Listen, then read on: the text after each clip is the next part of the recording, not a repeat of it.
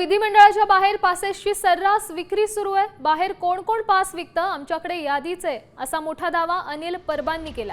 अनिल परबांनी पुरावे द्यावे, आम्ही कारवाई करू, असं उत्तर मंत्री शंभूराज देसाई यांनी दिले।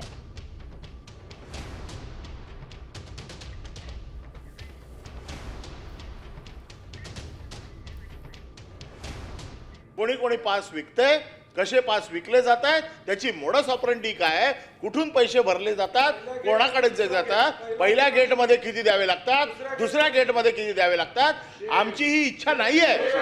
तुम्ही का आम्हाला उचकवताय याच्यामध्ये?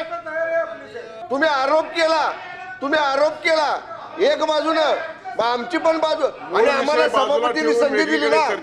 सभापती महोदय तुम्ही नुसतं ऍफिडेव्हिट नाही, त्यांनी पुरावा द्यावा।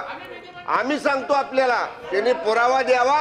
आणि एक मिनिट, आणि आपण जर आदेश दिले तर कुठल्याही पोलीस यंत्रणेकडनं त्यांनी दिलेल्या पुराव्याची चौकशी केव्हाही करायची सरकारची तयारी आहे। त्यांनी निर्देश दिलेले होते मागच्या वेळेला, तरी सुद्धा इतकी गर्दी आली कशी? मग कोण मंत्री असतो तो सांगतो येऊन द्या कार्यकर्त्यांना। आता सभापती महोदय, जर आपण कुठे बाहेर जायचं म्हटलं तरी त्याला पोलिसांचा दाखला लागतो। त्या सभागृहामध्ये कोण येते माहित नाही, उद्या अतिरेकी आला तरी तुम्हाला खरं म्हणतं तर सहज प्रवेश मिळू शकतो। आता isakal.com आहे देशातील नंबर 1 ची मराठी न्यूज वेबसाईट। प्रत्येक अपडेटसाठी isakal.com ला नक्की भेट द्या।